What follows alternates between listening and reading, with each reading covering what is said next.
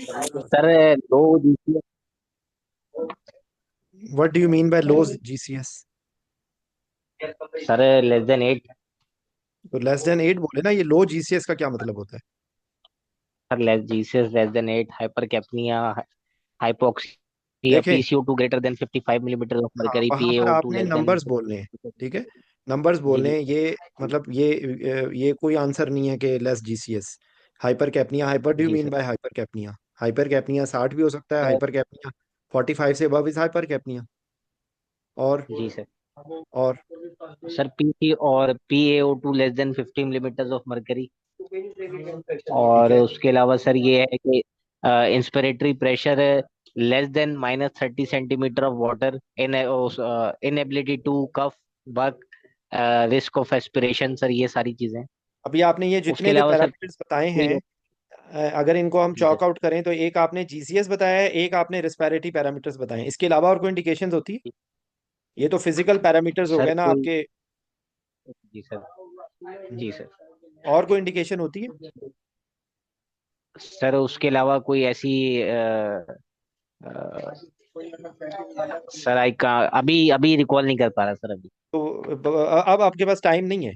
अब ये वो जिस तरह छोटे बच्चों जी का होता है ना सरप्राइज टेस्ट, ये तो आप जो पीछे गुफ्तगू कर रहे थे उसी से मैंने आपसे सवाल पूछ लिया।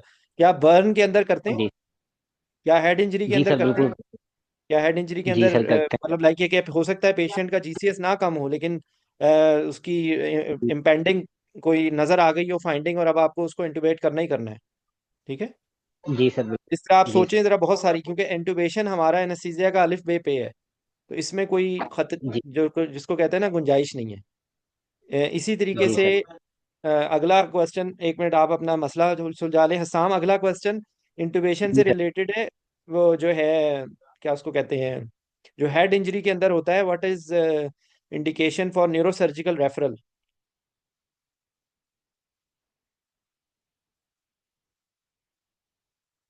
Sir GCS less then 13, CT scan पे कोई फाइंडिंग हो, पेशेंट के प्यूपल साइज अनइक्वल हो, पेशेंट को कोई सीजर हो, पेशेंट के कोई डेंजर साइंस हो like loss of consciousness, ENT bleed, vomiting.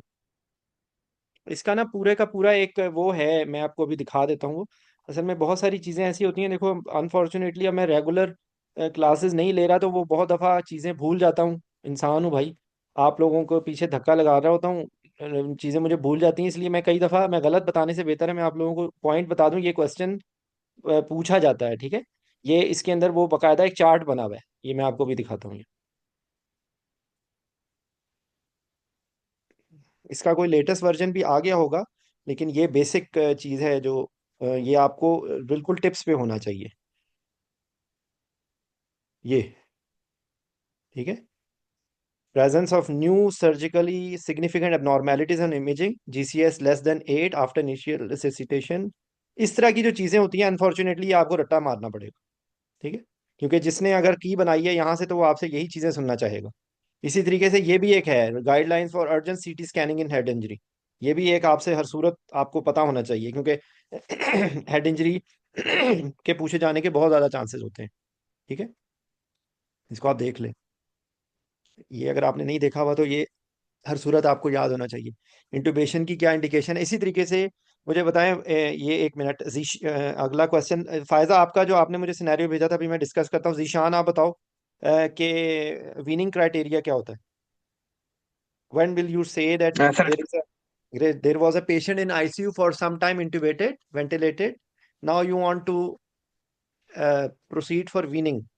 So what will be the weaning criteria? Sir weaning criteria से पहले जो है हम रेडीनेस टेस्ट करते हैं, जिसमें हमारे फॉलोइंग क्राइटेरिया जब मीट होंगे देन वी विल मतलब हम उसके बाद अपना स्पॉन्टेनियस ब्रीदिंग ट्रायल शुरू करेंगे। उसमें फर्स्ट सर ये है कि पेशेंट की जो कॉज है जिसकी वजह से वो इंट्यूबेट या जो भी वेंटिलेट हो रहा हो वो कॉज खत्म हो चुकी हो, पेशेंट का जो है सर डेंजर साइंस एलिमिनेट हो चुके हों, पेशेंट हीमोडायनेमिकली स्टेबल हो या नो, और उसके अलावा पेशेंट की active metabolic abnormalities, endocrine abnormalities ना हो सर। इसके बाद फिर सर हम पेशेंट की जब इन क्राइटेरिया में मेट हो जाता है तो इसके बाद हम सर पेशेंट का स्पॉन्टेनियस ब्रीदिंग ट्रायल स्टार्ट करते हैं, जिसमें हम पेशेंट को स्लो उसके वेंटिलेटर मोड को प्रेशर सपोर्ट मोड पे लाके स्लो उसको वीन किया जाता है, अ, उसको, और स्लोली हम प्रेशर को रिड्यूस करते हैं और पेशेंट को हम इसमें करते हैं। इस दौरान अगर पेशेंट जो है स्पॉन्टेनियस ब्लीडिंग ट्रायल फेल कर जाए, जिसके अपने साइंस होते हैं, जिसमें पेशेंट हीमोडायनेमिकली अनस्टेबल हो जाए, पेशेंट का जीसीएस फॉल कर जाए, पेशेंट टेकेप्निक हो जाए, पेशेंट का जो है वेंट पे RS BI स्टेटस जो है सर वो उसका मोर देन 105 हो जाए, तो आप अपना विनिंग ट्रायल इसको फेल करते हैं। लेकिन अगर पेशेंट इन सबको में अपना हीमोडायनेमिकली स्टेबल रहता है और सब कुछ बर्दाश्त करता है, जीसीएस जो है अपना मेंटेन रखता है, कमांड्स फॉलो करता है, एक्स्ट्रा सिक्रीशंस और कफ वगैरह उसका एडिक्वेट होता है, तो फिर हम पेशेंट को एक्सट्यूबेट जो है सर कर लेते हैं।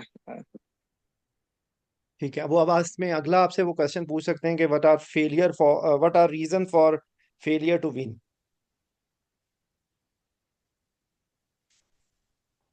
सर रीजंस ये हो सकते हैं कि पेशेंट की एक्सेसिव सिक्रीशंस बहुत ज़्यादा हों, जिसकी वजह से पेशेंट कफ वगैरह क्लियर ना आउट ना कर सकता हो। एक तो ये हो गया presence of any active science of मतलब इन्फेक्शन हो, जो एक्टिव रेस्पिरेटरी इन्फेक्शन हो जो कि खत्म ना हुआ हो और पेशेंट उस पर फेल हो सकता है। अ, इस आंसर को बेहतर कर सकता है, प्लीज एनीवन। हसाम सर आप कोई बता दीजिए। न्यूरोमस्कुलर डिजीज हो, कोई सर रेजिडुअल इसमें यह न्यूरोमस्कुलर है कि डिजीज हो, हार्ट कोई ट्यूमर डिजीज, स्प्रेड हो। एक सर मिनट, चलो हार्ट वो बोलना डिजीज या शुरू हो गए। फ्लूइड ओवरलोड में हो, ओके, और पेशेंट का COPD अस्थमा हो, पेशेंट को इलेक्ट्रोलाइट abnormalities लाइक हाइपोफॉस्फेटेमिया हाइपोमैग्नीसीमिया हो, पेशेंट की न्यूरोमस्कुलर डिजीज हो, या फिर पैरालिसिस से परसिस्ट कर रहा हो, न्यूट्रिशनल डेफिशिएंसी, सेप्सिस। हम्म, हम्म, ठीक है। असल में ये एक जो है ना, ये बड़ा अच्छा है, देखो निमोनिक सा बना हुआ है ये, वीन्स नॉट। ये जब हम ये वो वाले चीजें हैं कि जिसमें आपने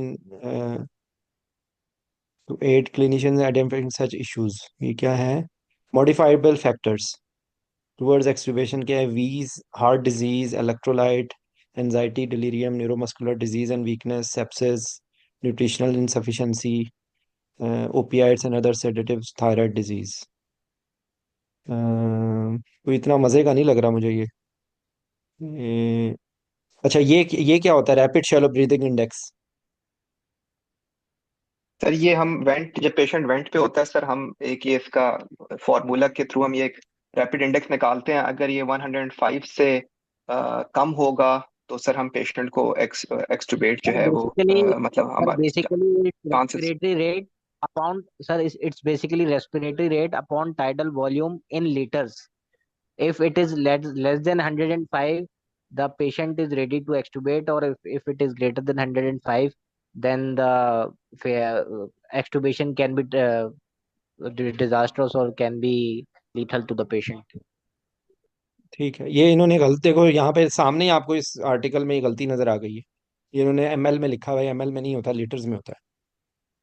ठीक है, तो ये इसको ये चीज़ों को ना देख लेंगे। वीनिंग जो है ना, एक बहुत इंपॉर्टेंट टॉपिक है। ये जब हम लोग डिस्कस कर रहे थे ना ICU, तो ये मिस हो गया था। तो वीनिंग वीनिंग कैसे करनी है, वीनिंग कब करनी है, वीनिंग के फेलियर की क्या रीजंस हैं, ये क्वेश्चन पूछा जा सकता है।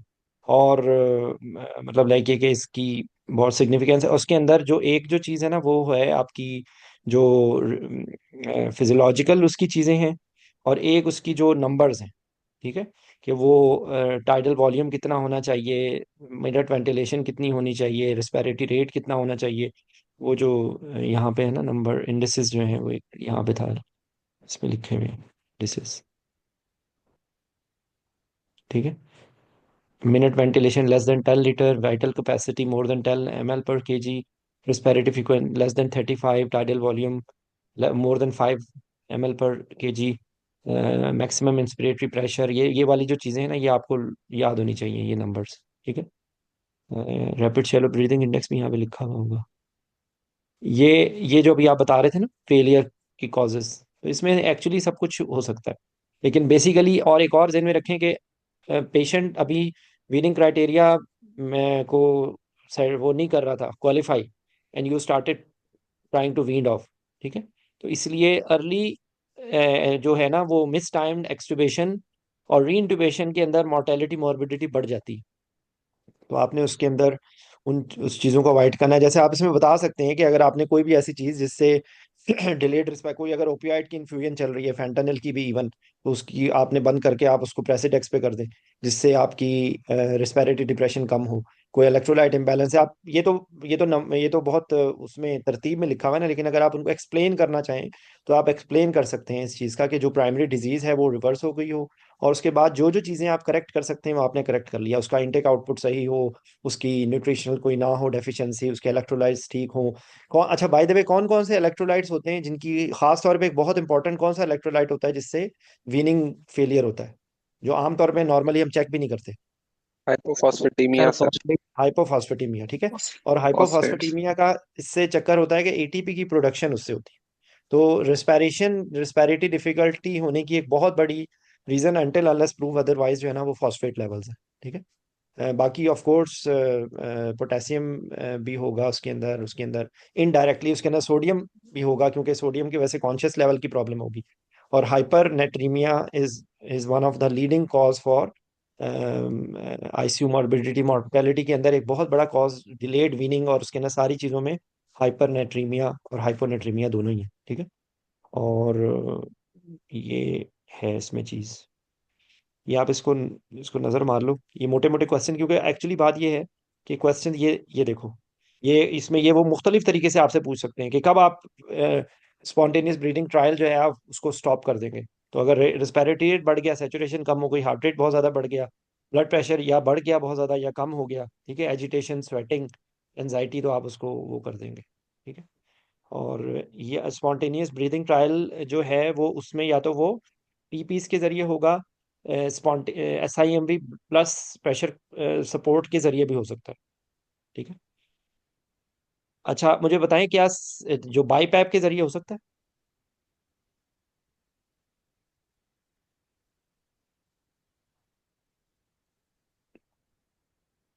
बाईपैप कह रहा हूँ, सॉरी, CPAP।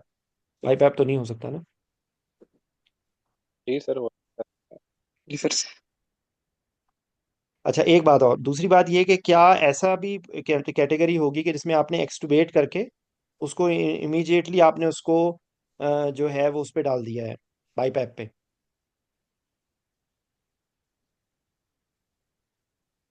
सर एनआईवी पे अगर ओएसए का पेशेंट है और ऑलरेडी सीपैप यूज कर रहा है तो directly इंटुबेशन through CPAP is recommended. हाँ, वो आप ये भी एक उसमें चीज होगी। और आजकल क्योंकि देखो मैंने ना बहुत नहीं, मैंने यूज नहीं किया और ना ही मैंने उसके बारे में पढ़ा है, लेकिन आप लोगों को आना चाहिए।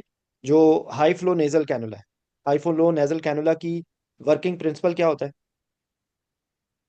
एक दफा रिवाइज कर लो, ये मुझे नहीं याद है इसका जबानी, मतलब लाइक है कि उसका एग्जैक्टली मैं शायद करेक्ट ना कर सकूं, लेकिन आप लोगों को जिसको आता है वो बोल दे, और अगर उसकी करेक्शन कर दें। क्या होता है high flow nasal cannula?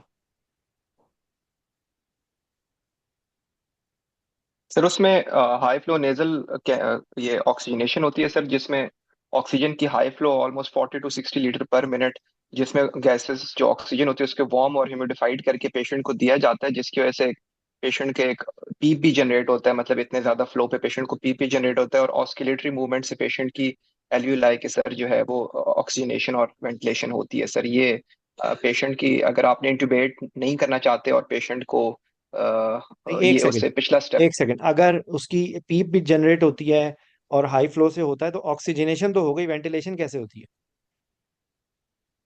Sir वो उसके चार मैकेनिज्म्स बताए हैं सर थ्योरेटिकली, के पेशेंट की अंदर ऑसिलेटरी मूवमेंट्स, जो नहीं, वो तो ऑक्सीजन इतने हाई फ्लो ऑक्सीजनेशन हो से गई नीचे ना, ये तो जी ऑक्सीजनेशन हो सर। गई ना, ये तो सर बेसिकली ऑक्सीजनेशन तो इसमें हम सिंपल है। परमिसिव हाइपर कैप्नी अलाउ करते हैं सर। इसमें एक परमिसिव, परमिसिव हाइपर कैप्नी होता है 80 to 85 मिलीमीटर ऑफ मरकरी तक का।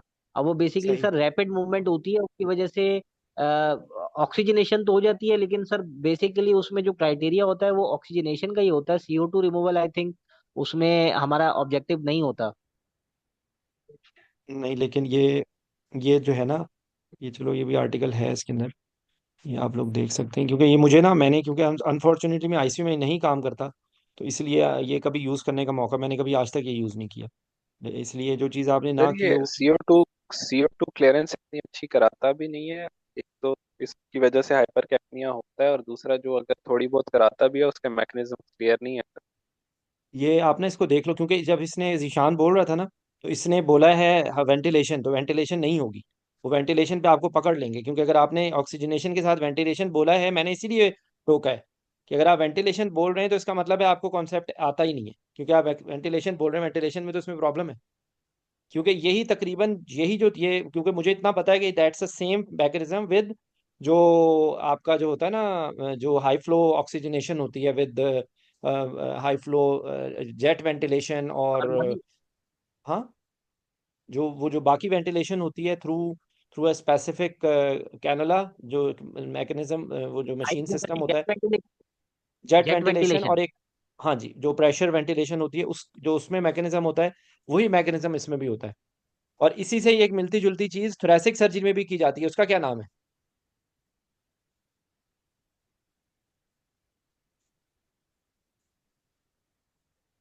जी। ट्रांसट्रेकियल जेट वेंटिलेशन। नहीं नहीं, एक कॉन्सेप्ट है ये, उसके अंदर भी वर्किंग प्रिंसिपल उसका भी यही है, apneic sir oxygenation. Oscillometry related है, ऑसिलोमेट्री रिलेटेड कुछ है? No no, apneic oxygenation. Okay. ठीक है। जो जो होता है ना, जो जिसमें सर्जरी हो रही होती है, उसके अंदर वो कैनुला डाल देते हैं, तो वो एपनिया के अंदर एपनिक ऑक्सीजनेशन हो रही होती है उसके अंदर। ठीक है, एपनिक ऑक्सीजनेशन,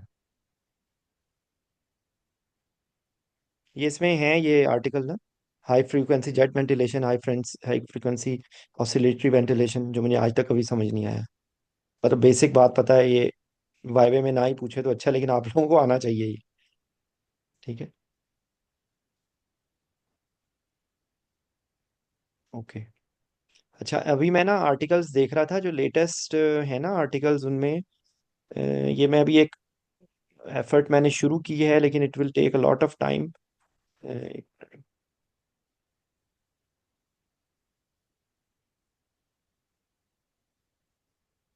बिल्कुल, अभी जो लेटेस्ट आर्टिकल था ना, ये एंटी ओबेसिटी मेडिकेशंस का, मैं इसको बनाने की कोशिश कर रहा हूँ, लेकिन अभी देखो सिर्फ 20-25 आर्टिकल्स को ही मैं ये कर सका हूँ। लेकिन ये है कि एक फोकस, देखो फोकस फ्यूचर है, फोकस के बारे में आपसे सवाल पूछ सकते हैं। ठीक है, तो फोकस का आपको बेसिक कॉन्सेप्ट पता होना चाहिए कि फोकस की क्या यूटिलिटी है। फोकस स्टोक्स में भी आ सकता है, फोकस टेबल वाइवे में भी आ सकता है। ठीक है। अच्छा, उसके बाद ये भी एक नई चीज़ है, कैप्नोग्राफी नॉन इंटुबेटेड पेशेंट। ठीक है, तो कैप्नोग्राफी है कुछ भी नहीं, बेसिक प्रिंसिपल तो वही सेम, वही चीज़ है जो होती है। कैप्नोग्राफी का प्रिंसिपल आपको पता होना चाहिए। क्या होता है कैप्नोग्राफी का प्रिंसिपल?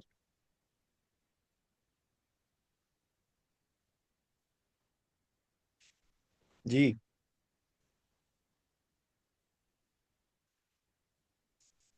खामोशी हो गई है। फायजा, आपने अभी तक कोई जवाब नहीं दिया, 1 मिनट। फायजा, आपने कोई जवाब नहीं दिया अभी तक। What is working principle of capnography? Very good, infrared spectrometry. इसमें और जो ऑक्सीजन वाला होता है, ऑक्सीजन वाले के लिए क्या वर्ड यूज होता है? चलो आप ही बता दो जीशान। सर प्लेसमेंट वो भी मतलब वो है सर, वो भी इंफ्रारेड उस पे ही है, बियर लैम्बर्ट लॉ पे नहीं, सर उसका। ऑक्सीजन सर कौन वो से टाइप की गैस होती है? प्लेथिज्मोग्राफी और स्पेक्ट्रोफोटोमेट्री होती है सर। नहीं। Plethysmo plethysmography and spectrophotometry. No. Oxygen की गैस टाइप को क्या लिए क्या लफ्ज यूज होता है? Sir dia paramagnet. पैरामैग्नेटिक। जो हम इंफ्रारेड से जो रिलेटेड है ना, क्योंकि जो वो गैसेस के जिसमें दो डिसिमिलर एटम्स होते हैं, उसके लिए इंफ्रारेड होती है। और वो गैसेस के जिनके अंदर सिमिलर एटम्स होते हैं, उसके लिए पैरा होती है। तो ऑक्सीजन के अलावा और कौन सी गैस होती है जो पैरामैग्नेटिक है? Nitrogen sir. नाइट्रस। नाइट्रस नहीं भाई, नाइट्रोजन। नाइट्रोजन, नाइट्रोजन होगी। हीलियम सर, हीलियम आएगी इसमें। नाइट्रोजन और नाइट्रस में बंदे और औरत वाला ही डिफरेंस है भाई, वहां पे ना बोल देना नाइट्रस। इसी तरीके से नाइट्रस ऑक्साइड और नाइट्रिक ऑक्साइड में भी जमीन आसमान का फर्क है। तो ये बोलते हुए थोड़ा सा ध्यान रखना है इस चीज़ का। ठीक है। तो मतलब नाइट्रोजन, नाइट्रस ऑक्साइड और नाइट्रिक ऑक्साइड तीनों डिफरेंट चीज़ें हैं। तो नाइट्रोजन जो है वो भी पैरामैग्नेटिक है। ठीक है। तो ये जो इंफ्रारेड होता है, और आप जो बोल रहे थे पल्स ऑक्सीमेट्री का जो वर्किंग प्रिंसिपल है, दैट इज समथिंग एल्स। क्या वो सिर्फ ऑक्सीजन के लिए होती है? उसका ऑक्सीजन से क्या ताल्लुक है? पल्स ऑक्सीमेट्री का ऑक्सीजन से इस तरह का ताल्लुक है या कुछ और चीज़ है पल्स ऑक्सीमेट्री? बता दो चलो, पल्स ऑक्सीमेट्री का वर्किंग प्रिंसिपल अगर आपसे कोई पूछे तो आपने क्या बताना है? जी। सर यही है, प्लेथिस्मोग्राफी और स्पेक्ट्रोफोटोमेट्री है। प्लेथिस्मोग्राफी पल्सटाइल नेचर की एक ग्राफिकल रिप्रेजेंटेशन है, और ये और जो स्पेक्ट्रोफोटोमेट्री क्या चीज़? Spectrophotometry sir basically two colours की वेवलेंथ होती है ना, ब्लू कलर और रेड कलर की वेवलेंथ्स होती हैं। तो सही। बेसिकली दोनों का जो एब्जॉर्प्शन का स्पेक्ट्रम होता है सर वो डिफरेंट होता है ना। तो सही। अब 660 एक हमारे पास होती है, जो वेवलेंथ होती है, और दूसरी जो होती है सर वो 940 नैनोमीटर होती है। तो सही। अब 640, अब सर मुझे अभी एग्जैक्टली याद नहीं है कि 660 फॉर ब्लू है और 940 फॉर रेड है बस। लेकिन ये है कि जिस स्पेक्ट्रम की तरफ ज्यादा होगी तो वो उसको डिटेक्ट देखो, करेगा। मेरी बात सुनो, ये पेपर आउट वाला क्वेश्चन है। और अगर किसी को जी पल्स ऑक्सीमेट्री का वर्किंग प्रिंसिपल मैं तो भूल सकता हूँ, आप नहीं भूल सकते। ये हर सूरत अब याद होना चाहिए, ये आपके टिप्स पे होना चाहिए। तो एक तो ऑक्सीमेट्री है, ये पता नहीं स्पेक्ट्रोफोटोमेट्री, आप काफी मुश्किल सा लफ्ज बोल रहे हैं। एक प्लेथिस्मोग्राफी और एक ऑक्सीमेट्री है। जो ऑक्सीमेट्री है वो है कि ऑक्सी हीमोग्लोबिन और deoxy haemoglobin different wave length को एब्जॉर्ब करते हैं। ठीक है। एक बात हो गई, वहां पर दो लॉज होते हैं, वो कौन से होते हैं? बियर लॉ और लैम्बर्ट लॉ। तो बियर लैम्बर्ट लॉ है, बियर तो और बियर लॉ लैम्बर्ट। का क्या होता है? बियर लॉ का किससे ताल्लुक है? सर उसका तो प्लेथिस्मो से है ना सर। नहीं, प्लेथिस्मो से नहीं है ताल्लुक यार। प्लेथिस्मोग्राफी तो पल्सेटाइल फ्लो को देख रही है, तो पल्सेटाइल फ्लो को देख रही है। ठीक है। बियर लॉ का होता है कॉन्सेंट्रेशन से, कि अगर किसी के अंदर किसी चीज की कॉन्सेंट्रेशन ज्यादा होगी तो गैस ज्यादा अब्जॉर्ब होगी। और जो लैम्बर्ट लॉ है वो पाथ लेंथ है, जितनी पाथ लेंथ ज्यादा होगी उतनी ज्यादा गैस अब्जॉर्ब होगी। ये चीजें हैं सिर्फ। तो एक्चुअली ये जब आपसे कोई पूछे तो डायरेक्टली लोग बियर लॉ और लैम्बर्ट लॉ पे शुरू हो जाते हैं। बियर लॉ लैम्बर्ट लॉ कहना सिर्फ एक छोटा सा पार्ट है। कि पहली बात तो ये है कि it measures the pulsatile flow, so it is plethysmography which measures the pulsatile flow. इसीलिए अगर आपने पल्स ऑक्सीमीटर लगाया है, पल्स ऑक्सीमीटर आपने लगाया है और पल्स ऑक्सीमीटर पे 100 सेचुरेशन आ रही है, या पल्स ऑक्सीमीटर पे 70 सेचुरेशन आ रही है, जब तक उसका पल्सिटाइल फ्लो नहीं आ रहा, पल्स ऑक्सीमीटर की रीडिंग की कोई वैल्यू नहीं है। ठीक है। उसके इसलिए आपको ये कॉन्सेप्ट क्लियर होना चाहिए कि ये इसी तरीके से जो इंफ्रारेड जो स्पेक्ट्रोमेट्री है, जो इंफ्रारेड का जो लॉ है, उसके तहत जो तमाम आपके जो एजेंट एनालाइजर हैं वो इंफ्रारेड पे करते हैं, क्योंकि उसमें दो डिसिमिलर एटम्स हैं। मुझे इतनी ज़्यादा फिजिक्स नहीं आती, लेकिन बिल्कुल तीन चार बातें याद हैं और मैं उसी पे गुजारा कर रहा हूँ, उसी पे ही सारे इम्तहान पास हो गए हैं, अल्लाह ने करम कर दिया। नहीं तो फिजिक्स में बंदे को जितनी मुश्किल मुश्किल चीज़ों की तरफ जाता जाएगा तो वो तो इतनी मुश्किल है कि बंदे को उल्टी आ जाए, लेकिन समझ कुछ नहीं आए। पल्स ऑक्सीमीटर के रेफरेंस से एक और क्वेश्चन याद आ गया है, वो भी आपको पता होना चाहिए। आइसोबेस्टिक पॉइंट क्या होता है? सर ये वो पॉइंट है जहाँ पे oxygenated haemoglobin and deoxygenated haemoglobin एक ही वेवलेंथ में एब्जॉर्ब कर रही हूँ, तो इसके दो इंफ्रारेड को नंबर्स भी होते हैं, और। इसके दो नंबर्स होते हैं, वो आपको दोनों नंबर्स याद होने चाहिए। इसके दो नंबर्स हैं, अब मुझे याद नहीं है, एक पता नहीं 500 समथिंग है और एक पता नहीं 900 समथिंग है, आई एम नॉट श्योर। लेकिन ये आप चेक कर लो, आइसोबेस्टिक पॉइंट के दो नंबर्स हैं, वो आपको पता होने चाहिए। कॉन्सेप्ट यही है जो आपने बताया। और इसी तरीके से को ऑक्सीमेट्री क्या होती है उसके बारे में थोड़ा सा पता होना चाहिए। जो नॉन लेटेस्ट चीज़ है ना उसमें, नॉन इन्वेसिव हीमोग्लोबिन, जो उसके अंदर भी बेसिकली यही कॉन्सेप्ट होता है। यस, 546 and 9808, वेरी गुड, ये होता है आइसोबेस्टिक पॉइंट। और वो बाकी तो जो कॉमन आसान चीजें हैं वो तो पूछ ही सकते हैं कि भाई क्या एरर्स होते हैं और हिना होती है, और उसके बाद इसी से ही रिलेटेड वो क्वेश्चन बना सकते हैं मेथ हीमोग्लोबिन और कार्बोक्सी, जो कार्बन मोनोऑक्साइड पॉइजनिंग के रेफरेंस है। तो वो पता होना चाहिए कि मेथ हीमोग्लोबिन में क्या चक्कर होता है, 85% सेचुरेशन होती है। ठीक है। अच्छा।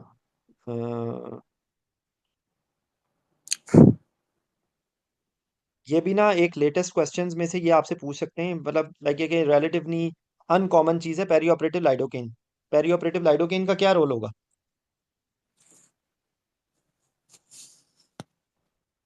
सर ओपियोइड फ्री एनेस्थीसिया में और वैसे भी lidocaine infusion as an analgesic दे सकते हैं। 0.5 to okay, 2 milligram per kilogram per hour specifically abdominal surgeries में रेकमेंड करते हैं सर। आईडीएस वगैरह नहीं होता है, इससे ओपियोइड्स अवॉइड करें आप। Very good. तो इसके अंदर क्या होंगे जो पिटफॉल्स, या क्या आपने एहतियात करना है? सर लास्ट हो सकता है, आपको डोज का पता होना चाहिए और स्पेसिफिकली एक्सटुबेशन इंटुबेशन पे जो अलग लिडोकेन दे रहे हैं उसको भी क्यूमुलेटिव डोज में कैलकुलेट करना है। और दूसरी बात ये, एक और चीज इंपॉर्टेंट भूल रहे हो, सही बताया आपने। हार्ट ब्लॉक हो लाइडोकेन, सकता है, हाइपरटेंशन हो सकती है। नहीं नहीं, लाइडोकेन लाइडोकेन कहाँ से हैंडल होती है बॉडी में? सर कहाँ से किडनी क्या होती है डिजीज सर? पेशेंट्स में उसकी 25% डोज डिक्रीज हो जाएगी। लिवर, लिवर और किडनी दोनों में ही होगा, लेकिन लिवर में ज्यादा होगा क्योंकि ये इसका एक्टिव मेटाबोलाइट तो होता नहीं है, ठीक है ना। तो लिवर, अगर लिवर सही नहीं है तो उसकी टॉक्सिसिटी हो सकती है, ठीक है। और एक बात, और दूसरी बात ये कि इनिशियल फेज ऑफ सर्जरी के अंदर आप इसकी relatively higher dose higher side पे रख लें, अपर नॉर्मल में। और as soon as you are going towards the end of the surgery, तो आपने इसकी डोज को कम करना है, ठीक है। क्योंकि वो स्ट्रेस लेवल अब कम हो जाएगा, तो अब उतनी उसकी रिक्वायरमेंट नहीं रहेगी। अगर आप लाइडोकेन दे रहे हैं तो वो टॉक्सिसिटी तो जो होगी सो होगी, उससे पहले हाइपरटेंशन हो सकती है। और अब एक चीज जो मुझे भूल रही है, ये आप कंफर्म कर लें कि ये किसके साथ बाइंडिंग होती है, और ऐसा फैक्टर जिसमें फ्री ड्रग का लेवल बढ़ जाए तो वो आपने अवॉइड करने हैं। अब वो देख लो, मुझे एकदम से ये चीज भूल गई है, लेकिन ये एक पॉइंट है जो आपसे वो पूछ सकते हैं कि इसके अंदर लाइडोकेन जब फ्री ड्रग हो जाएगी तो उसकी वजह से कॉम्प्लिकेशन ज्यादा होंगी, ठीक है। लाइडोकेन के अंदर न्यूरोलॉजिकल कॉम्प्लिकेशन पहले होती हैं, और ब्यूपिकेन के अंदर कार्डिक कॉम्प्लिकेशंस पहले होती हैं। उसकी जो उसकी जो टॉक्सिसिटी के का जो है वो डिफरेंट है थोड़ा सा, ठीक है। उसके बाद ओपियाइड फ्री एनेस्थीसिया में भी होगा इसका रोल, और आईएलएस भी नहीं करेगी, ठीक है। अच्छा, बिल्कुल इसी तरीके अच्छा से सर, एक मैग्नीशियम। मुझे क्वेश्चन पूछना था सर। जी सर जी। जो अब लेट्स से के कुछ टॉपिक्स है जिनके एक तो आर्टिकल्स होते हैं लेट्स से के 2016 या 2018 के। अच्छा, अब उसकी रीसेंट एडवांसमेंट भी आ जाती है जो कि लेटेस्ट लेट्स से के 2023 की या 2024 की है। अब हम्म, मैं इसमें एग्जांपल देता हूँ, जैसे एआरडीएस है ना। अब जैसे हम्म, एआरडीएस का अगर हम ट्यूटोरियल ऑफ द वीक का 2014 का आर्टिकल पढ़ते हैं तो उसमें लिखा हुआ है कि सर वही जो इंटुबेटेड पेशेंट है उसके लिए। लेकिन अभी सर जो अपडेट मतलब जो अपडेट वाला पेज है उस पर मैं पढ़ता हूँ तो इंटुबेटेड और नॉन इंटुबेटेड एआरडीएस की भी एक कैटेगरी आई हुई है। तो सर आप मुझे ये बताइए कि ये जो इस तरह की रीसेंट एडवांसमेंट है, इसी तरीके से जैसे हाइपरटेंशन है सर उसकी भी एक लेटेस्ट गाइडलाइन आ गई, जेएनसी मैं 8 आ आपको गई है। एक छोटी सी, तो इसकी सर मैं बहुत आपको नॉन टेक्निकल सा आंसर दे रहा हूँ। पहली तो बात यह कि आपको सूरह फलक और सूरह नास आती है। तो जब भी उल्टा सीधा इस तरह का खतरनाक किस्म का ख्याल आए ना, तो सूरह फलक और नास पढ़ के अपने ऊपर फूक लो, क्योंकि अगले आने वाले 10 दिन में ना तुम लोगों को दुनिया की तमाम हेलुसिनेशंस होंगी। दुनिया की तमाम आपके दिमाग के अंदर आएंगे, ओहो मुझे ये भी नहीं आता, मुझे वो भी नहीं आता। तो खुदा के वास्ते, अगर रीसेंट एडवांसेस की इतनी माइनर का वो आ गया ना, अगर तो फिर इनकार ही समझो। अगर उन्होंने तुमको फेल करना है ना, तो वो कोई 2024 दिसंबर 10 से पहले पहले की, वो सुबह 7:30 बजे से पहले भी अगर कोई आ गई है तो वो भी पूछ सकते हैं आपसे। लेकिन खुदा के वास्ते इन सब चीज़ों को अपने सर पे ना सवार करो। इससे नहीं कोई फर्क पड़ता, इस तरह की किसी चीज़ पे कोई भी फेल नहीं होगा। समझ आई? इसलिए अपने दिमाग से, ये मैं हूँ क्योंकि सादा सा बंदा, मैं आप लोगों को कोई ऐसी चीज, ये बहुत सारे दिमाग इस तरह की किसी भी चीज में अपने आप को हर्ट ना करो। जो बेसिक कॉन्सेप्ट होता है वो आना चाहिए। अगर कोई चीज बिल्कुल लेटेस्ट है, उस पर कोई फेल नहीं कर सकता, याद रखो बात। और एक और बात, ये कॉमन सेंस प्रिवेल्स करती है ना। तो इसके अंदर जो आपने अभी यही जो आपने पॉइंट बताया, इसके अंदर क्या ऐसा मसला है? बेसिक कॉन्सेप्ट तो वही रहेगा कि आपने एआरडीएस को डिफाइन करना है पीएफ रेशियो पे, एम राइट? पहला कॉन्सेप्ट हो गया। दूसरी ये कि जब भी आपने इसको वेंटिलेशन करनी है तो आपने लंग प्रोटेक्टिव स्ट्रेटेजीज करनी है, दूसरी बात हो गई। तीसरी बात ये है कि बेहतर है कि आप ना उसको ना इंटुबेट करें। अगर आप इंटुबेशन से बच सकते हैं, no high flow nasal cannula के जरिए या नॉन इन्वेसिव वेंटिलेशन के जरिए, तो वो बेहतर आउटकम होगा। अब मुझे बताओ कि इसके अलावा उसके अंदर क्या बात होगी। और एक और ध्यान में रखो बात, एक होता है रिसर्च आर्टिकल और एक होता है रिव्यू आर्टिकल। ठीक है, तो रिसर्च आर्टिकल पे कोई भी क्वेश्चंस नहीं पूछे जाते, क्योंकि रिसर्च आर्टिकल्स तो बेतहाशा है। आपकी हर बंदे की जो अपनी एनेस्थीसिया की प्रैक्टिस होती है, that is a research article.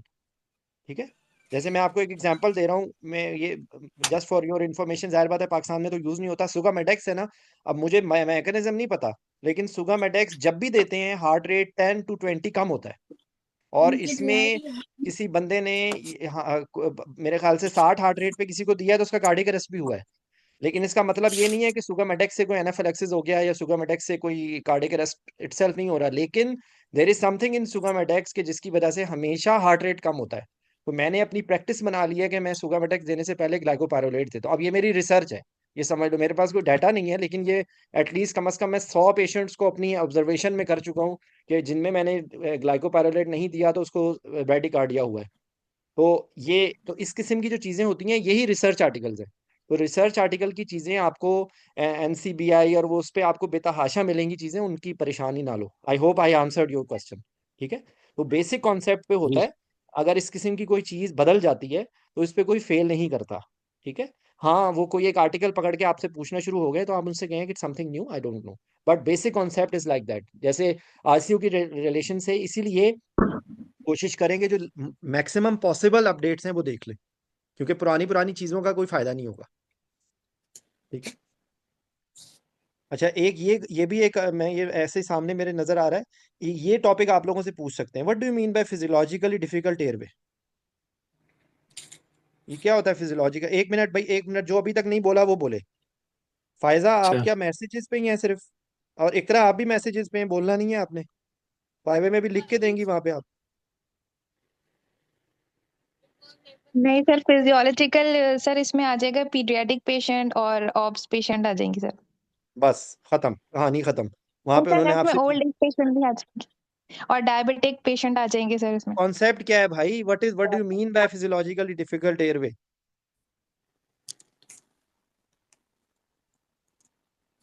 सोचो जरा, ये सामने ही देखो, सामने ही बूटी लगी हुई है, सामने ही से देख के बता दो। यहाँ पे सामने ही मैंने इसकी बातें थोड़ी बहुत दो चार लिखी हुई हैं, किधर गया?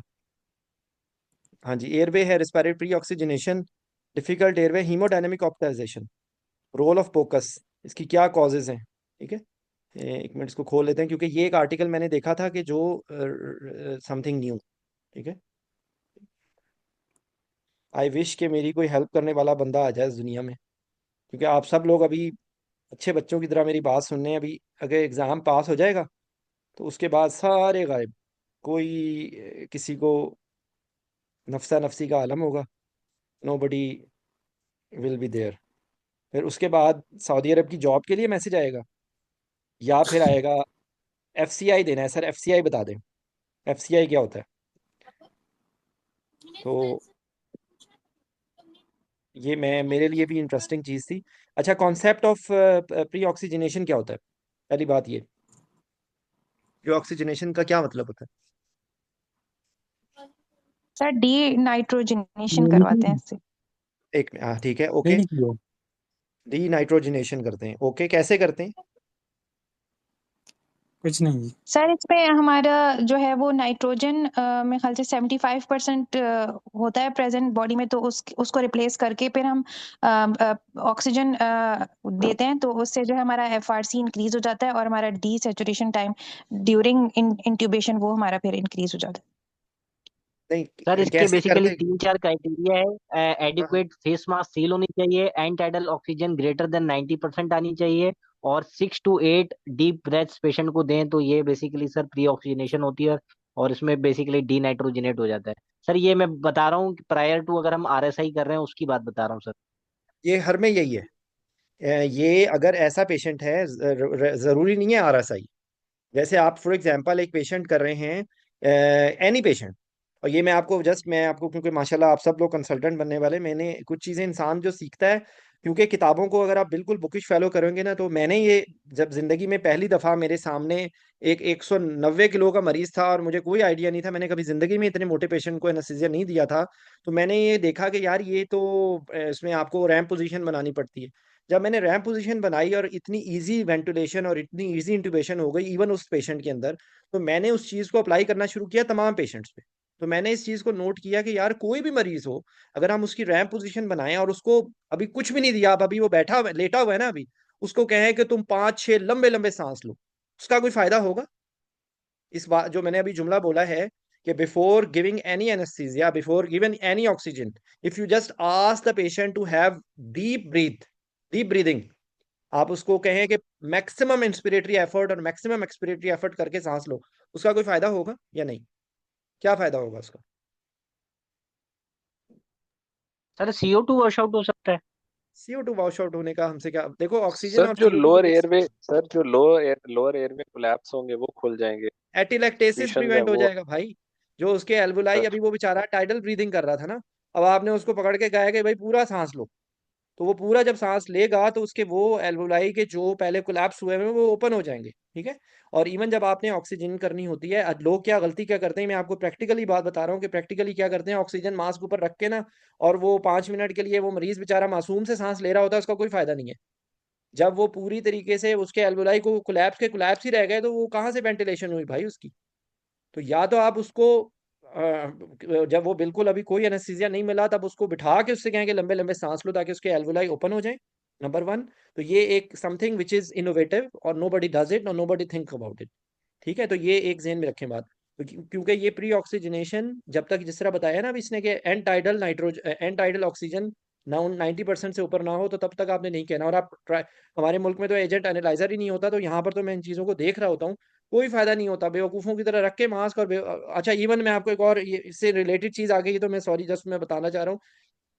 दो पे खोली होती है सीवोफ्लोरेन या आइसोफ्लोरेन, और हम समझ रहे हैं कि जी मरीज को एनेस्थीसिया जा रहा है, कोई फायदा नहीं है, क्योंकि जब तक एंटाइडल उसका जनरेट नहीं होगा, तब तक उसका कोई फायदा नहीं है। तो आपको इनिशियली हाई, आपको डायल कंसंट्रेशन करके, हम लोग तो यहाँ पे, तो मैं कर रहा होता हूँ ना, तो इसलिए मुझे नजर आता है कि जब वो मैक अचीव हो जाती है 1.5 या 2 पे, तो फिर मैं डिक्रीज कर देता हूँ, मैं 8 पे खोलता हूँ।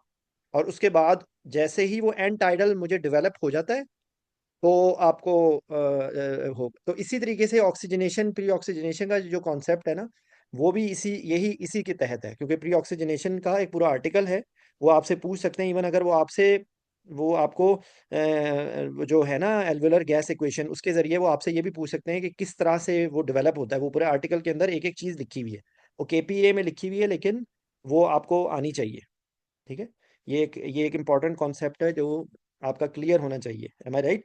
तो अच्छा, फिजियोलॉजिकल डिफिकल्ट एयरवे में ना दो चीजें हैं, एक एक उसका रिस्पिरेटरी सिस्टम है, और एक उसका कार्डियोवास्कुलर सिस्टम है। क्योंकि ये चीज सबसे ज्यादा फेस की गई कोविड के दौर में, कि जब कोविड में मरीज को इंटुबेट करने की कोशिश की जाती थी, तो उसका क्योंकि सिस्टम इतना कोलैप्स हुआ हुआ होता था कि इंटुबेशन पे ही वो कोलैप्स हो जाता था।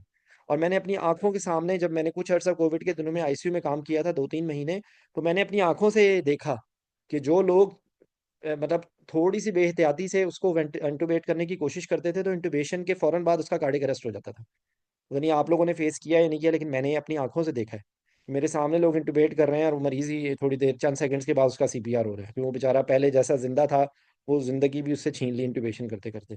तो ये एक इसकी इसकी इम्पोर्टेंट चीज़ है, ठीक है ना। तो ये फिजियोलॉजिकली डिफिकल्ट एयरवे में बेसिकली हर वो चीज़ के जिसके ज़रिए पेशेंट का फिजियोलॉजिकल कोलैप्स हो सकता है ड्यूरिंग इंटुबेशन, ये इसके बिना हीमोडायनेमिक इंस्टेबिलिटी भी इसमें शामिल होगी, ठीक है। और सर इसमें पीडियाट्रिक शंट डालेंगे आप सारे, जैसे PDA हो गया या इस तरह की जो कॉन्जेनाइटल एनॉमलीज हैं, वो आ जाएंगी पता नहीं फिजियोलॉजिकल डिफिकल्ट एयर। यार, देखो, हर वो चीज़ के जिसके अंदर गैशियस एक्सचेंज की प्रॉब्लम है, वो आ जाएगी। अब उसके अंदर वो राइट टू लेफ्ट शंट भी आ जाएगा, ठीक है। ये आप आर्टिकल, आप लोग ज़रूर इसको एक दफ़ा देख लो, ठीक है। ये देखो, जैसे इसमें ना volume administration, vasopressor and support, induction agent, अगर आप ऐसा यूज़ करेंगे कि जैसे जिसमें सडन हीमोडायनेमिक इंस्टेबिलिटी होगी, तो वो आपके लिए अच्छा नहीं है, ठीक है ना। और point of care ultrasound will help you, कि आप पहले देख लें कि उसको फ्लूइड की ज़रूरत है या नहीं, उसकी आयनिक जो जो है ना, अगर आपने उसकी देखी, उसका वीना केवा कंप्रेसिबल है, तो इसका मतलब है उसको फ्लूइड की ज़रूरत है। अगर आपने उसके हार्ट पे रखा और उसके देखा कि उसकी कॉन्ट्रैक्टिलिटी वीक है, तो इसका मतलब है उसको आइनोट्रोप की ज़रूरत है। ठीक है, आपने उसके लंग्स देखे और लंग्स उसके आपको ड्राई लग रहे हैं या वेट लग रहे हैं, तो दोनों सूरत में आपको पता लग गया कि आपने इसको फ्लूइड देना है या नहीं। तो इनिशियली आप उसको, of course this is we are talking about elective intubation, ये आईसीयू के रेफरेंस से भी बात है, तो ये चीज़, ये आपको इसका कॉन्सेप्ट क्लियर होना चाहिए। ठीक है। हाँ देखो, इसी तरीके से ये भी आ गया कि आपने उसको मेटाबॉलिक एसिडोसिस है या उसको कोई इरिथमियाज हैं और आपने उसको इंटुबेशन किया और वो पेशेंट कोलैप्स हो गया। देखो, severe acidosis can cause seizure, coma, arrhythmia and cardiac arrest. तो ये एक चीज़ है अपने उस पेशेंट में, आपने ट्रांजिएंट आपने उसको मजीद एसिडोसिस किया और उस एसिडोसिस से उसको अरेस्ट हो गया। ठीक है। ये एक इम्पॉर्टेंट चीज़ है। देखो, RV failure, cardiac tamponade, aortic stenosis, mitral stenosis, इन्होंने इसके अंदर सारी चीजें लिखी हुई हैं। इसमें मुझे बच्चों वाला आपस की बात है नजर नहीं आ रहा, लेकिन थ्योरेटिकली वो भी बनेगा। अगर किसी के अंदर राइट टू लेफ्ट शंट हो रहा है ना, तो वो भी एक चीज होगी। और उसके अंदर एक और किस तरीके से होता है, जब हम देते हैं जितनी कार्डिक मेडिकेशन, तो आमतौर पे उससे एसवीआर कम हो जाती है। तो जब एसवीआर कम होती है, तो राइट टू लेफ्ट शंट बढ़ जाता है। ठीक है। तो इस वजह से वो पेशेंट उस टाइम पर मजीद हाइपोक्सिमिक होकर मजीद उसके अंदर कोलैप्स हो सकता है। ठीक है।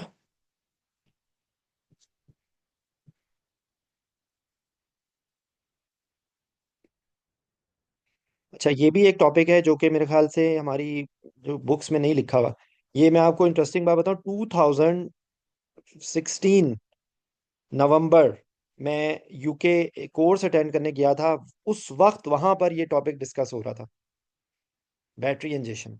क्या होगा, बैटरी के अंदर क्या चीज होती है? Lithium sir. लिथियम होती है, बेसिकली अल्कलाइन होती है ना। तो अल्कली की वजह से जो प्रॉब्लम्स हैं वो हैं इसके अंदर। और बैटरी डिपेंड करता है कि वो कौन सी बैटरी है, वो छोटी वाली बैटरी है, वो बड़ी वाली। जो बड़ी वाली बैटरी है वो फिजिकल ऑब्स्ट्रक्शन भी कर सकती है एयरवे में जाने के। इसके चांसेस, जो बड़ी वाली बैटरी है जो डबल ए या ट्रिपल ए होती है, उसके चांसेस कम होते हैं। हम आमतौर पे घर में तो यही डबल ए या ट्रिपल ए होती है बैटरी ना। तो उसके जो हैं वो चांसेस, मतलब लाइक कि एयरवे में जाने के चांसेस कम होते हैं, लेकिन एयरवे में भी जा सकती है। ठीक है। ये देखो, ये when ingested and impacted, two poles of battery are in contact with the surrounding mucosa. This completes a circuit, and as per the large surface area results in low resistance circuit with a high flow current flow through the mucosa. ठीक है। Hydrogen hydroxide ions पड़े and causing caustic injury। caustic injury इसके अंदर होती है। ये मुझे इतना अच्छी तरीके से नहीं आता, क्योंकि हम लोगों ने कभी ये पढ़ाई नहीं। ये भी मैं अब आर्टिकल्स को मैं नज़र मार रहा था, तो मैंने इसमें देखी ये चीज़ें ना। तो यही होता है कि अगर हम पढ़ाई के साथ इन टच रहें तो हमें बहुत सारी चीज़ें हर वक्त होती रहती हैं। बहरहाल, ये एक टॉपिक है जो कि आप लोगों से पूछ सकते हैं। ये ऐसा टॉपिक है जो आई डोंट थिंक सो कि पहले पूछा गया है। ठीक है। बेसिक देखो, जहन में रखो, बेसिक कॉन्सेप्ट वही सेम रहेगा। बेसिक कॉन्सेप्ट वही सेम रहेगा, वही आपका शेयर्ड एयरवे है। पेशेंट डी से अगर एयरवे में नहीं भी है तो भी जो है वो अच्छा, अगर एयरवे में नहीं है तो पेशेंट को कोई प्रॉब्लम हो सकती है एयरवे की?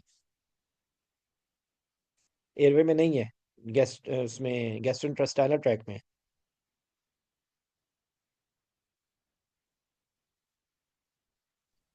जी सर, हो सकती है। अगर लेट से कोई इसोफेजियल मैस है, तो वो ट्रेकिया को एंटीली डेविएट कर रहा है या उस पे मैस इफेक्ट आ रहा है, तो बिल्कुल हो तो सकती है उसकी सर। वजह से आपको प्रॉब्लम हो सकती है, लेकिन लीस्ट लाइकली है, आपस की बात है। लीस्ट लाइकली है। अगर प्योरली अगर बैटरी जाके इम्पैक्ट हो गई है एसोफेगस में, तो यूजुअली इसमें नहीं होगी प्रॉब्लम। लेकिन बहरहाल आपने उसको पेशेंट के अंदर एनजाइटी होगी। ठीक है। वो जो बच्चों के अंदर जो भी जो क्राइटेरिया होता है वो सारी चीज़ें होंगी। ठीक है। देखो, इसमें इन्होंने इसमें इसको, सर इसमें मैं थोड़ा सा प्लीज ऐड करना चाहता हूँ। जी जी sure. Sir maybe stomach acid और जो ये इसकी अल्कलाइनिटी है दैट कैन प्रोड्यूस जो एक रिएक्शन होता था एसिड बेस का, and that produces heat. May be उससे कुछ हो सकता हो। हाँ, लेकिन असल में पता है वो अल्कलिनिटी इसकी लोकल म्यूकोजा पे है। वो इतना नहीं होगा उसके अंदर अल्कलाइन के, वो एसिडिक मीडिया में जाके वो उसको 100% न्यूट्रलाइज कर दे, क्योंकि एसिड तो ज्यादा होगा ना। ये आपकी बात जी ठीक है, लेकिन मेरा जहाँ तक ख्याल है कि वो अभी अभी यहाँ देखते हैं इसमें, यहाँ पे नजर, अब अनफॉर्चुनेटली जाहिर बात है ये पढ़ा नहीं है मैंने, तो इसलिए शायद मैं आपको उस हद तक हेल्प ना कर सकूँ, पढ़ने का टाइम नहीं होता। जो जो चीज़ें फ्लाइंग नॉलेज के जरिए, जो बेसिक कॉन्सेप्ट्स के जरिए हैं, वो चीज़ें मैं आप लोगों को बता देता हूँ। ये मैं आप nearly 3/4 of ingested battery passes spontaneously with in 4 days। मेरा नहीं ख्याल ये जो आप बता रहे हैं ना बात, ये बहुत हाई लेवल, बहुत ज़्यादा उसमें होता है, क्योंकि इसके अंदर एक छोटी बैटरी के अंदर इतना अल्कलाइन मीडियम नहीं होगा कि वो उतना बड़ा रिएक्शन हो सके, मेरा जहाँ तक ख्याल है। ठीक है। अ, भल्ली साहब कुछ कहना चाहेंगे आप हमारे चीफ गेस्ट हैं। नहीं नहीं सर, मैं क्या आ गया सर। सर नहीं, अच्छा ये रहा ये सेशन माशाल्लाह मेरे ख्याल से। ये टॉपिक्स आप लोगों ने नहीं पढ़े ना, ये पढ़ने चाहिए। मैं सर कितनी दफा कहते रहता हूँ, आर्टिकल देखो, अभी भी परेशान होने की जरूरत नहीं है, कोई आउट ऑफ द वर्ल्ड नहीं है। Basic concept is the same, वही ईएनटी डॉक्टर ने निकालना है, या गैस्ट्रो, ये मतलब इट्स अ कंबाइन उसमें, ठीक है। तो उसमें अगर वो एंडोस्कोप जो गैस्ट्रोंटोलॉजिस्ट अगर निकाल रहा है, निकालते वक्त एसोफेजियल परफोरेशन हो सकती है, वो आके निकल के एयरवे की तरफ जा सकता है, तो आपने एयरवे को सिक्योर करना है। और बाकी एक्चुअली ये बहुत आसान टॉपिक है, लेकिन क्योंकि जब आपके पास बिल्कुल उसका नॉलेज ना हो तो आप परेशान हो जाएंगे, है इसके अंदर कुछ भी नहीं। ये जाके या तो रप्चर कर देगी, या उसकी वजह से, अल्कली की वजह से लोकल रिएक्शन होगा। अगर आपने दो बातें बता दी, यू आर डन। और आपने रेडियोलॉजिकली उसको पहले वो करना है, उसको लोकेट करना है, ठीक है। ये बेसिक इसकी अगर आप समरी निकालें तो यही 3-4 बातें हैं। अ, अच्छा सर ये सॉरी, आपसे एक क्वेश्चन एक पूछना था सर। जी। सर ये अगर हम ये फॉरेन बॉडी हो ट्रैकिया में या उसके ओरल मतलब कहीं, तो हमें सर वो ईएनटी वाले प्रेजेंट हो, लेकिन आपको इंट्यूबेशन के अंदर फॉरेन बॉडी जो है वो नजर आ गई है, तो सर मुझसे पूछा था कि एडवाइजेबल है कि निकालनी चाहिए या नहीं, आपको नहीं निकालनी चाहिए अपने मैन्यूवर से, तो इसका क्या है देखो, सर, हम लोग खुद अटेम्प्ट करनी चाहिए? देखो मेरी बात सुनो, आपको मतलब लाइक कि अगर कोई चीज मुंह में पड़ी हुई है ना, अबव अबव यानी कि उसके इनके आप समझ लें कि फेरिंग्स तक है, तो आप निकाल लें। क्योंकि जब आपको पूरी उसकी ग्रिप नहीं होगी ना, आपके पास वो गैजेट्स हैं ना, आपके पास वो चीजें हैं। अब आप ये तो नहीं है कि आप निकालेंगे इसकी बैटरी, ठीक है ना। तो उसमें आप ये भी साथ बोल सकते हैं कि of course the team will be there, तो अगर आपको कोई चीज नजर आ गई, you can hand over to them. आपको जरूरत क्या पड़ी है आपको निकालने की। मतलब आप ये कह सकते हैं कि care if it is very obvious, मैं अगर आंसर इसका दूंगा तो मैं ये आंसर दूंगा कि if it is very obvious and it can be remove from McGill easily, then we can try. Otherwise, we will not. Of course, when the more expertise is available, we should not take a chance. ठीक है। नहीं होगी sir. मतलब अब मुझे नहीं पता कि उनके दिमाग में क्या होगा लेकिन basically that's a smart answer, कि अगर आपको सामने बिल्कुल नजर आ रही है और आपके ओरल, क्योंकि देखो ना उससे नीचे तो आपका जाएगा भी नहीं ना, आपका तो ज्यादा से ज्यादा आप किस चीज से निकालेंगे, मैगल से निकालेंगे ना। तो जो मैगल के जी जरिए सर। अगर कोई चीज निकल सकती है तो आप निकाल लें, और वो भी अगर उसका पूरा थ्रू एंड थ्रू आ रही है। अगर कोई ऐसी चीज नहीं है कि जो इजीली ब्रेक हो जाए, अगर कोई जैसे फॉर एग्जांपल पीनट है या कोई ऐसी चीज है, तो वो तो आप उसमें नहीं निकलेगी ना। उसके लिए आपके पास बिल्कुल सारे गैजेट्स होने चाहिए। तो ये एक ओपन ओपन टॉक है, इट विल बी इंडिविजुअलाइज, क्या उसकी क्या हिस्ट्री है, कितनी देर की हिस्ट्री है। मैंने खुद निकाला हुआ है बाय द वे। वो एक पता नहीं क्या चीज थी, कॉइन था या पता नहीं, वो उसके लिए वो खड़े हुए थे, वो मैंने जब ट्यूब डालने लगा तो मुझे सामने से जरा ही मैंने निकाल लिया, मैंने खुद निकाला हुआ है, इसलिए मतलब मैं ये कह सकता हूँ कि ये ऐसा हो सकता है। लेकिन आपने वहां पे एग्जाम के अंदर हीरो नहीं बनना। स्मार्ट आंसर ये है कि आप, it will be depending on the situation. Usually if it can be removed easily with the Maikal, may be you can try, but very carefully and under the strict compliance, strict presence with the ENT और गैस्ट्रों like GI team. ठीक है, ये मेरा ख्याल है कि smart answer हो सकता है। ठीक है।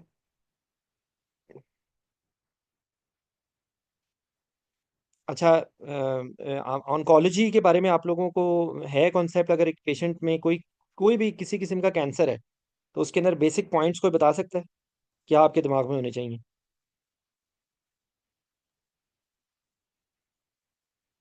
सर वेट लॉस वगैरह का देखेंगे, एनीमिया हो सकता है, न्यूट्रिशनल डेफिशिएंसीज हो और सकती हैं, रेडियो या कीमोथेरेपी है उससे रिलेटेड, रेडियो स्पेसिफिकली एयरवे से रिलेटेड है तो उसको जहन में रखेंगे। कीमोथेरेपी कीमोथेरेपी से रिलेटेड कौन क्या सी ली होगी? है? Anaesthesia, chemotherapy and anaesthesia. Sir sir depends कि कौन सी ड्रग ले रहा है, कुछ कार्डियोटॉक्सिक है, कुछ पल्मोनरी टॉक्सिसिटी है, डिपेंडिंग अपॉन वो हमें उसकी रिस्क स्ट्रेटिफिकेशन करनी पड़ेगी।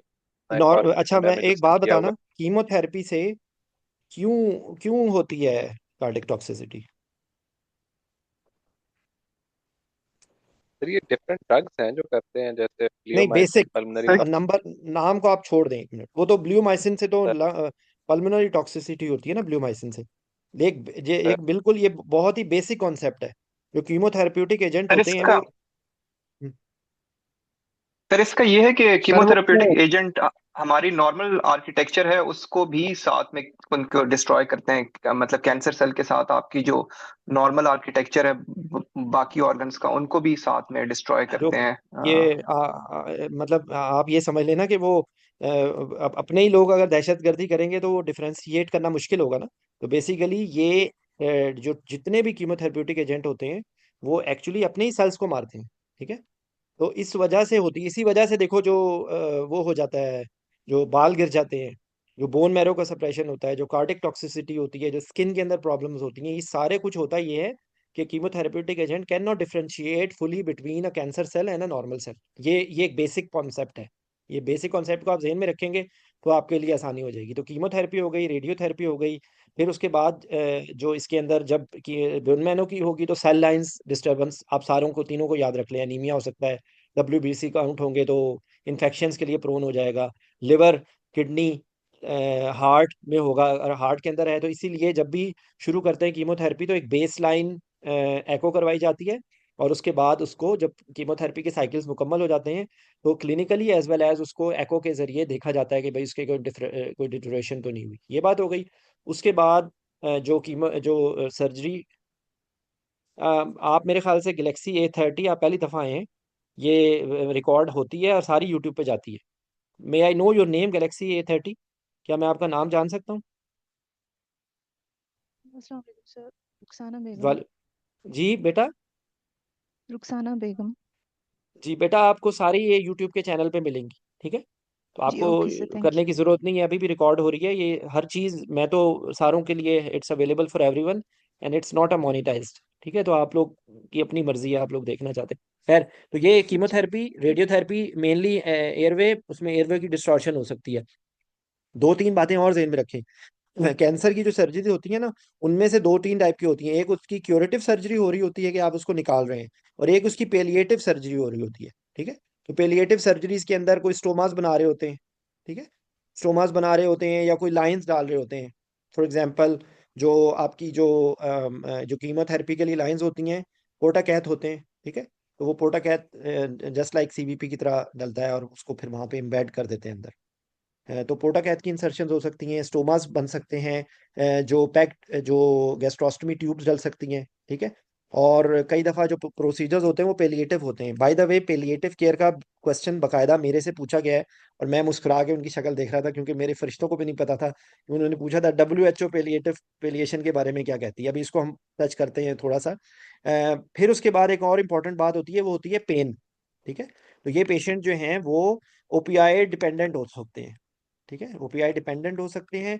फिर इसके अंदर जो है वो आपकी WHO का जो पेन, क्रॉनिक पेन का जो है ना लैडर, वो आपको पता होना चाहिए, which goes from minimum and go to maximum. जो WHO का एक्यूट पेन के लिए है वो ऑपोजिट डायरेक्शन में है, it starts from maximum and come down to minimum. तो ये ऑपोजिट डायरेक्शन में है क्रॉनिक पेन के लिए और एक्यूट पेन के लिए। तो WHO का स्टेप लैडर।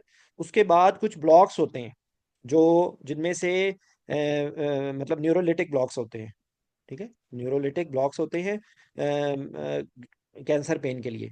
तो ओपीआई डिपेंडेंस हो गई, जो आपकी पेलिएटिव केयर हो गई।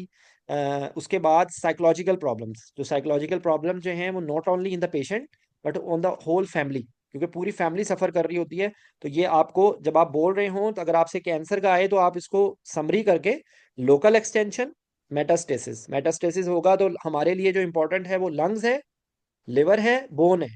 बोन के अंदर होंगे तो बोन मैरो नहीं, बोन, जब बोन में होंगे तो पैथोलॉजिकल फ्रैक्चर्स हो सकते हैं। ठीक है। और कई दफा कोई ट्यूमर डायग्नोज ही ऐसे होता है कि पता लगता है कि पैथोलॉजिकल फ्रैक्चर हुआ, जब पता लगा तो फ्रैक्चर की आगे मजीद की तो पता लगा कि इसके अंदर तो कोई ट्यूमर था। ठीक है। तो bone and bone marrow is different. तो मेटास्टेसिस हो गया, मेडिकेशंस हो गई, ट्रीटमेंट हो गया, उसकी पेलिएटिव का केयर हो गया। पेलिएटिव केयर जो देखो, पेलिएटिव केयर के अंदर ना आपकी नॉट ओनली जो एंड ऑफ लाइफ केयर है वो भी आ जाएगी, इजी इजी जो उसकी डेथ है उसकी तरफ भी, इवन एंड पे जब पेशेंट बिल्कुल पेशेंट को बहुत ज़्यादा वॉमिटिंग, जो ये जो कीमोथेरेप्यूटिक एजेंट्स हैं उनके अंदर एक बहुत इंपॉर्टेंट चीज़ होती है, वो नोजिया वॉमिटिंग होती है। ठीक है। वो नोजिया वॉमिटिंग के लिए ही ये निकली थी दवाई।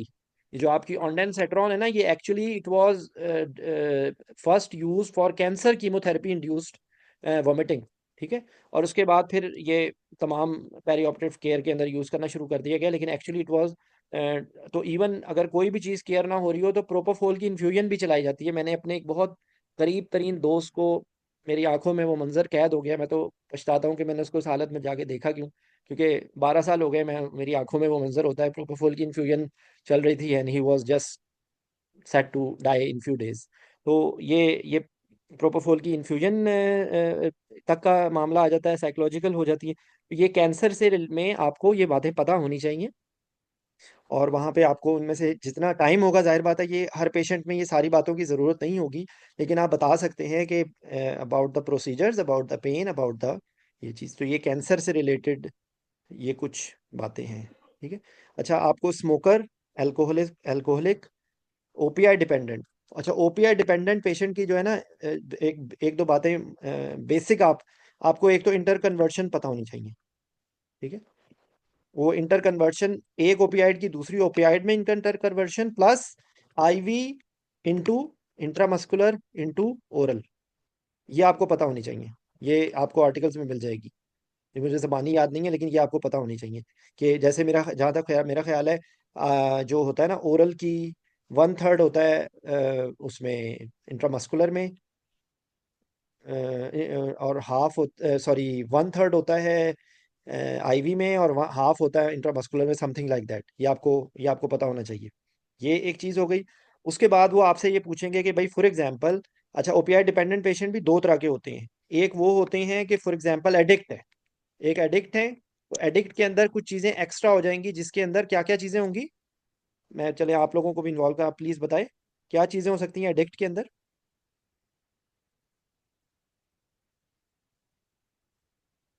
जी sir Nishant. Dependence and tolerance.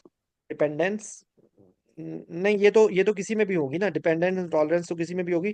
Addicts के सर अंदर हेप बी या HIV के प्रेवलेंस ज्यादा हो इन्फेक्टिव जाती है, चांसेस इन्फेक्टिव ज्यादा एलिमेंट होते हो गए ना, पुअर हाइजीन होगी, ये सारी चीजें होंगी ना। आप एक जरा जहाज को अपने दिमाग में लाएंगे तो बताएंगी ना, एक जहाज को दिमाग में लाएं।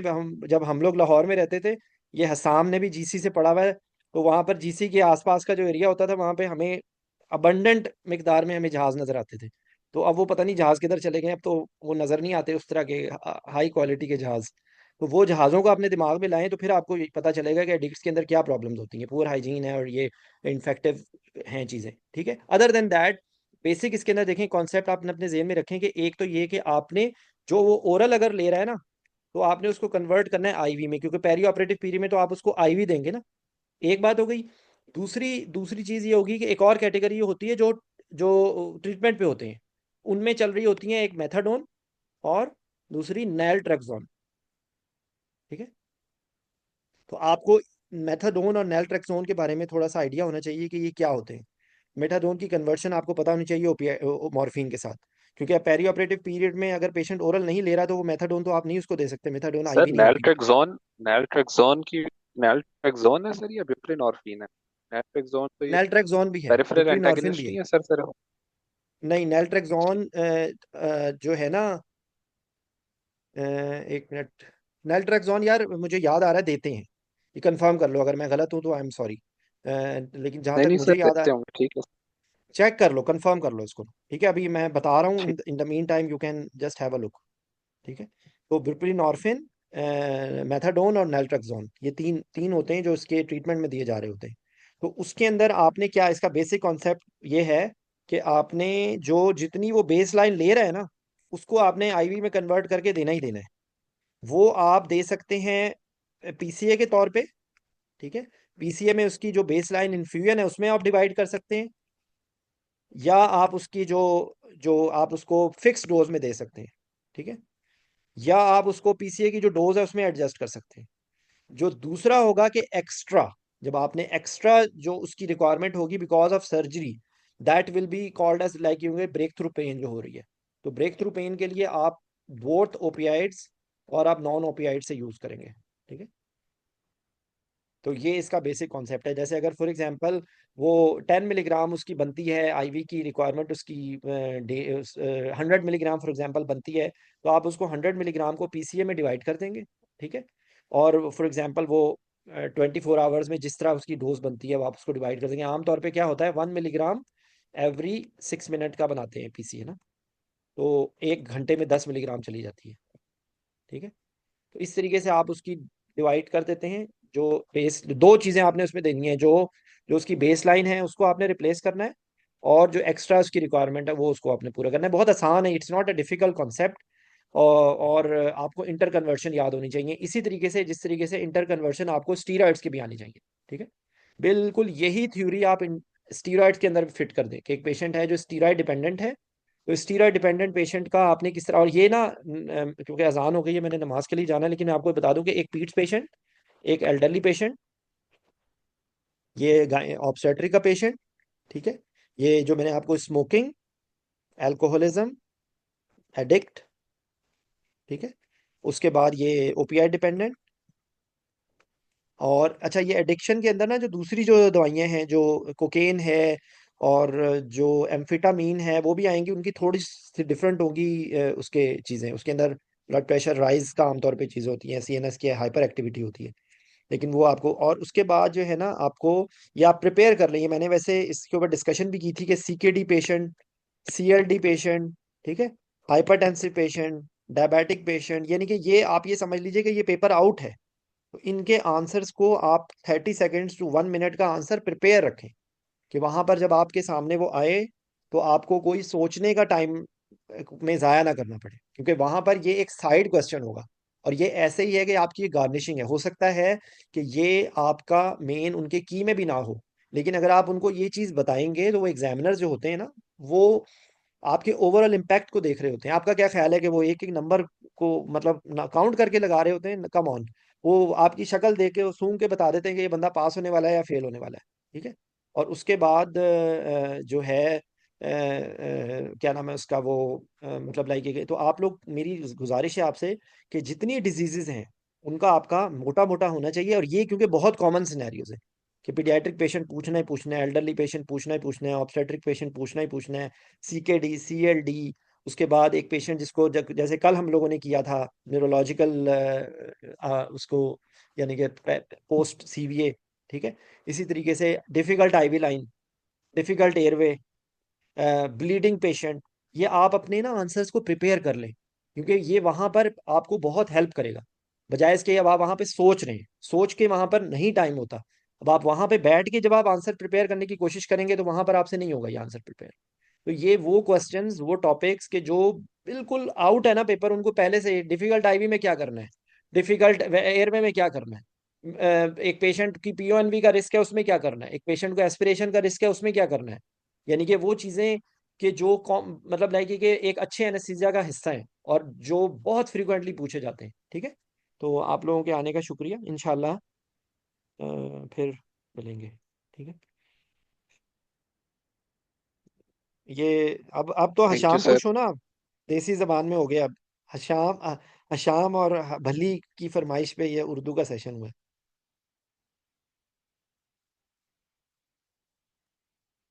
Sir thank you. ठीक है। चलो ओके भाई, जी सर, अब आप लोगों को अल्लाह का बाय बाय। 10 तारीख थैंक को यू है ना? सर। 9 को टोक्स है, 10 को हो सकता है, 10 को या 11 को सर, टेबल टेबल और ग्रैंड वाला। अच्छा अच्छा।